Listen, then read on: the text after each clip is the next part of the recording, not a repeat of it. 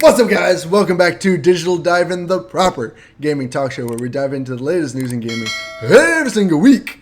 It's your boy, Sanzology, with me today. It's SGK back in his regular spot. Hey, I actually got a place to live now, so He's I'm not not really homeless. as weird, but yeah, I'm always weird. Yeah. So it is the first week of December. It's December 3rd. And as such, we have a bunch of news for you guys today. We're going to dive into it, starting off with the latest PlayStation Plus games for December. Now, of course, these come with a little caveat for one of the games that a lot of people are calling disgusting, disgraceful, overall salty in general. So, and we'll get to that in a moment. But anyways, the PlayStation Plus games that are coming for you guys in December are going to be Lego DC Supervillains. I'm super psyched about. Mortal Shell, which he already played, and he says very good. Those are both the games for PlayStation 4. And then the PlayStation 5 game is Godfall. However, it is not the full game. Sony, being the greedy little bitches that they are, and really wanting people to buy an essentially dead and overlooked game, are only giving people the Godfall Challenger Edition for PlayStation Plus. The Challenger Edition only gives you access to the end game content. So you get the final boss, I'm assuming, like the final mission of the game, plus all like the upgrades and stuff that you would have gotten up until that point. So you get to fully customize your character, do all that, become a badass, and do the end game stuff. And then that's it. You have no access to the campaign or the DLCs. And you just are constantly replaying the end game. Yeah, I mean, here's the thing. Sony's been really weird with the whole PS5 era, and I don't know where they're really going with it at this point. Yeah. Like, they're number one being really bad to indie developers. You hear they're, yet know and acknowledge that they're doing not the best with backwards compatibility, and now you hear that they're giving half games. It's not even half a game. It's essentially a trial. And so many people online have been saying like, "Oh, if you don't want it, then just don't download it." Or, "Why are you being salty? You're getting it for free." It's just like, okay, yeah, we're getting it for free. Kind of. We are kind of paying for it too. We're paying for the service to get the game. Yeah. And it's literally like the only reason Sony's doing this is because the sales for this game were trash. Because the game itself was not good. It was released right after the PlayStation 5 released. It looked like it was going to be cool. It had a lot of potential. But and from all the reviews I read and from all the people that played it, it just fell flat. It's extremely flat. I don't think it was bad in itself. I think it was bad because it launched with Miles Morales, Dark Souls, and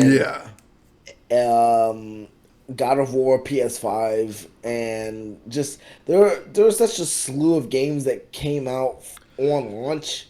Not even just like a slew, but like there was at least a good 10 games that came out on launch.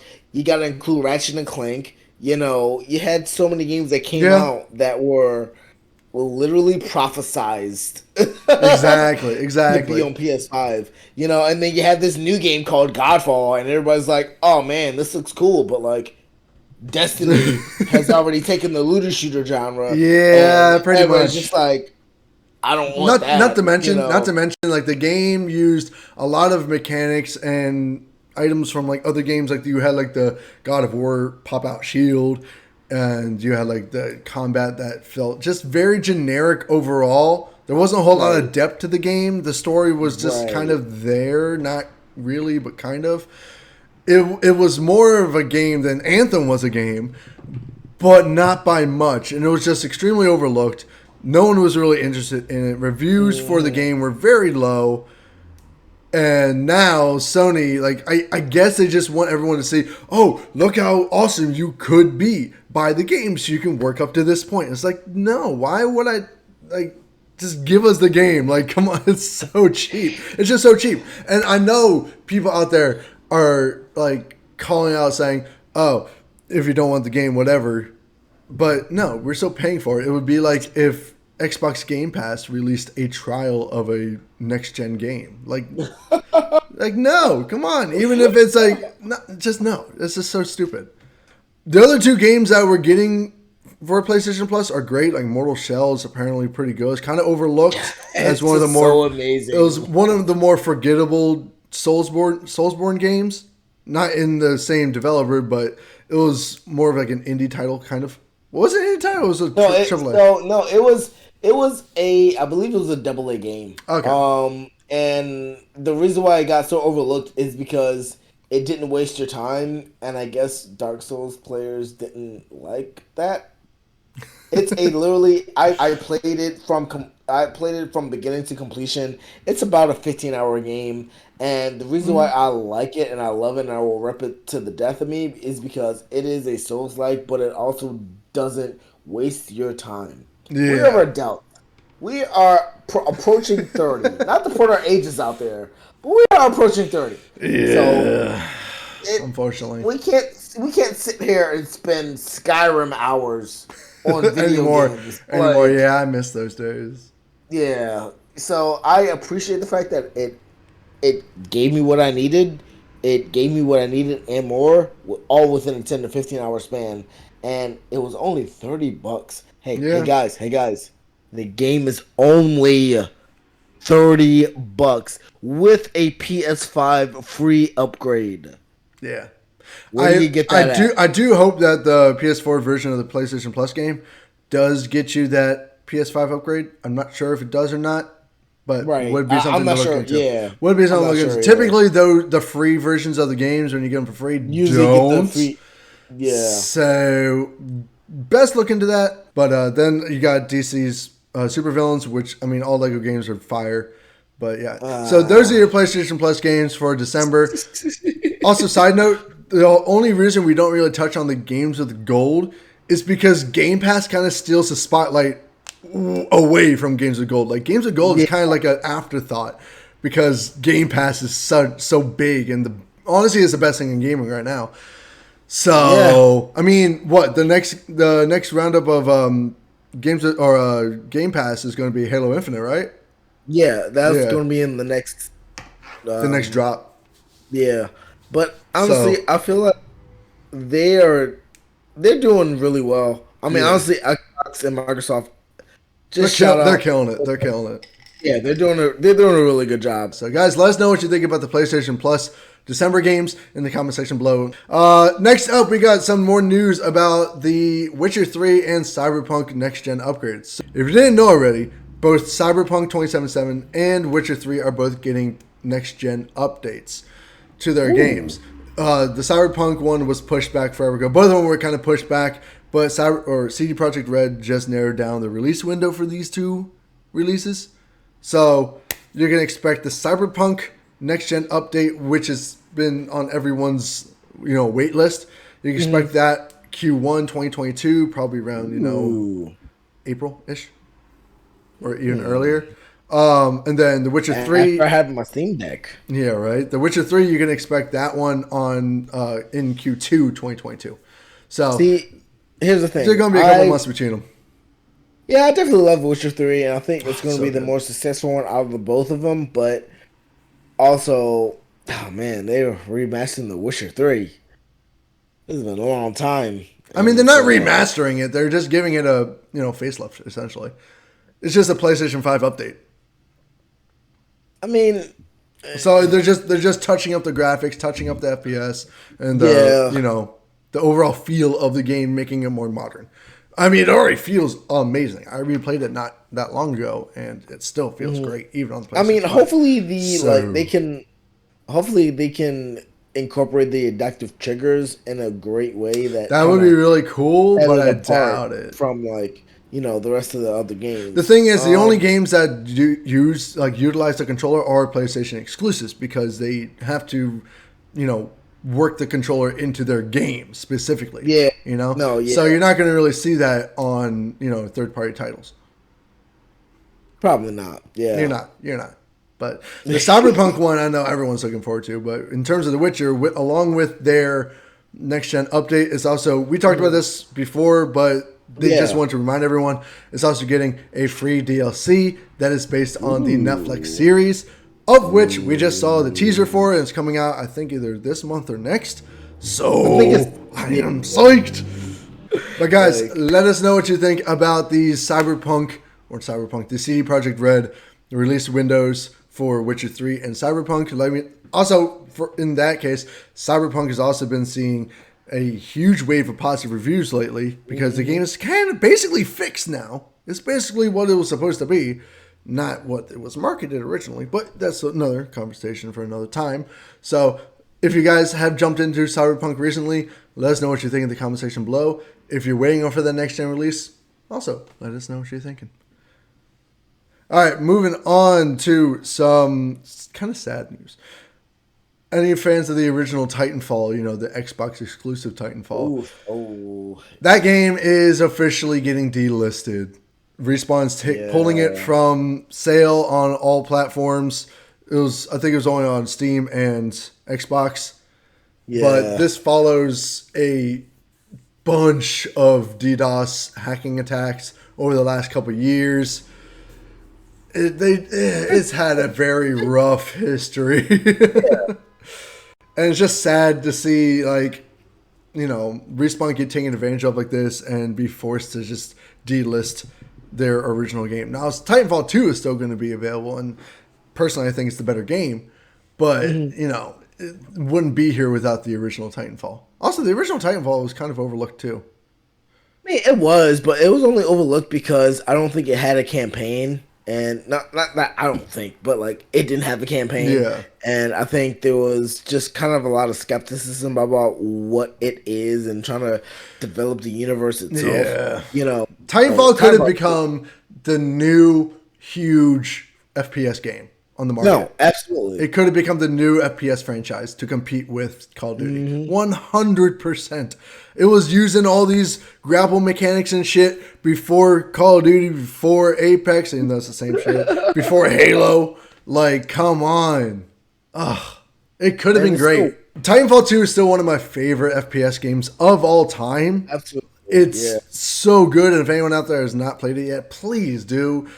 And with Titanfall leaving sale, the original Titanfall, it's sad to see it go, and it had such a rough history.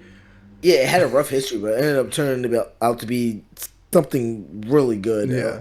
Almost like a hidden gem. Oh, yeah. Titanfall 2 is definitely a hidden gem. The only reason it was overlooked was because it was released between two of the biggest FPS franchises of all time. So, yeah. But, yeah.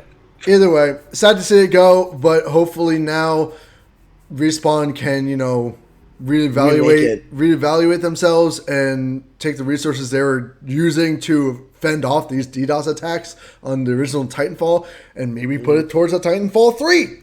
I don't know. That would be amazing, though, because I want one. Everyone thought that's what was going to happen after Apex Legends, but we still don't have anything on Titanfall 3. I want it. I want Titanfall to become the competitor to Call of Duty. I want it. Well, then that's going to get me money because, I'm going to be the first person down there yo, challenge me. Yep. Look at me in the face when you try and take my life. Guys, let us know what you think about Titanfall getting delisted and Titanfall 2 being one of the best FPS games of all time. Let us know your thoughts about anything in the comment section below.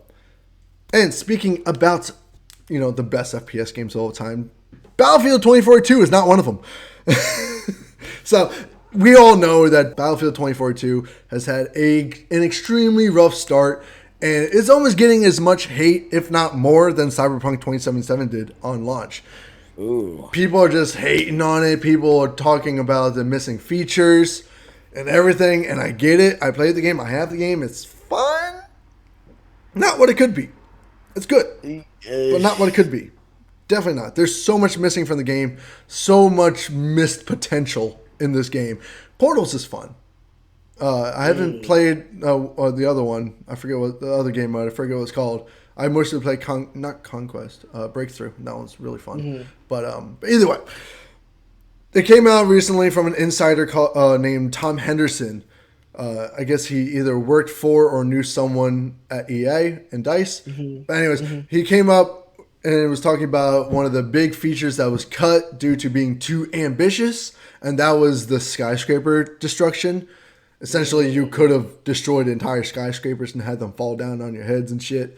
And that, personally, is the biggest missed opportunity in this game. Along with all the other missed opportunities in this game, because there's a lot.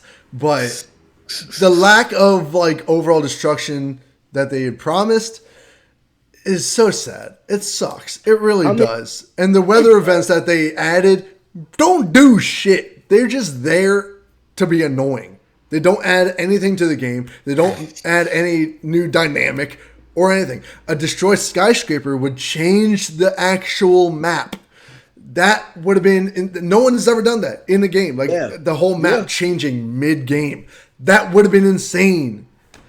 Ugh. Racing games have, but, like, they're racing games. Well, yeah. And there's only a couple racing games I've done that. Split Second's, like, one of the only games I've done that. Oh, yeah. Yeah, you're right. So, I don't know.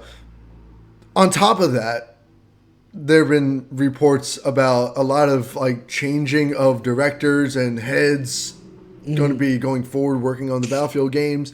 And now it comes out that they're talking about making a Battlefield universe, which is essentially multiple games in a connected universe. It's extremely vague. I'll link to the article down below to see if you can make any more sense of it than I could. It's just all extremely vague, and it doesn't make a whole lot of sense. I'm just like, okay, so you're just trying to make a bunch of games that are connected. Isn't that what you already do? Right. Isn't that what... I think they're just trying to utilize the whole portal mechanic that's in Battlefield 2042. That's probably their best mechanic. Well, but you never know. You never know. I don't know what the heck they're talking about. I don't know what the heck they're going to try to do with this Battlefield universe. It sounds almost like they're going to do something like what Warzone's doing, where you can just access all these games from Warzone and all the content is kind of overlaid on top of each other. That sounds very complicated for... I don't know. I mean, like, here's the thing. If they come up with a Battlefield universe, does that mean that they're going to be able to do Hardline, or are they? Right. Like, I don't know. Or one, like, I mean, Hardline wasn't great. That was kind of. No, it wasn't. It wasn't great across the board. It was not great. Yeah. And they tried to go through a Uncharted kind of narrative kind of thing. It was really weird. So, like, I mean, I can't tell you what this is going to be. Personally, I would have loved to see, like, Battlefield crossed over with Battlefront, since it's the same developers and everything. Just have, like, you know, Stormtroopers versus 2042 guys. That would be dope. I would love. That would be the kind of chaotic bullshit that I would love. That would literally break the internet. It would be terrible. I would love it. I would not break the internet in a good way. I would say. But like, I don't know. Guys, let us know what you're thinking, what this Battlefield universe is going to be. Personally, I think it sounds kind of like a live service, but it's just, you know, multiple games connected. It doesn't sound much different than what they already do. But let me know if you have a different opinion. Let me know if you have any other thoughts or can make any other sense of the article down below. And help a brother out, like God. Guys, I'm going to be over on Facebook, possibly tonight, probably this weekend, streaming the last of Guardians of the Galaxy. So make sure you head over to Facebook Live, Digital Dive-In, and check out the end of that show. I'm over there because Facebook actually allows licensed audio, unlike YouTube and Twitch. So, hey, if you want to watch some real gameplay, I actually have my PC set up, and I will be playing Bright Memory Infinite, and it's an amazing game, and you should all watch me play it. There you go. Anyways, guys, thank you so much for watching. Please let us know all your thoughts and concerns and criticisms down in the comments below. This is where we're going to end today's episode. If you like this video, please hit that like button. If you're new to the channel, please hit that subscribe button. Helps us out. Also, hit that share button. Share with all your friends, family, colleagues, and everyone in between. Also, just a quick heads up. Next Saturday is Thank Mass. I will be participating. I'll be streaming along with all the other big-ass streamers, donating money to combat homelessness. So please, guys, check us out over on YouTube during Thank Mass. Check out other creators like Jacksepticeye and all the other big names, and help us for a good cause. All right. We're out of here, guys. Thank you so much for watching. Stay excellent. And we'll see you guys in the next dive in. Woo! Peace.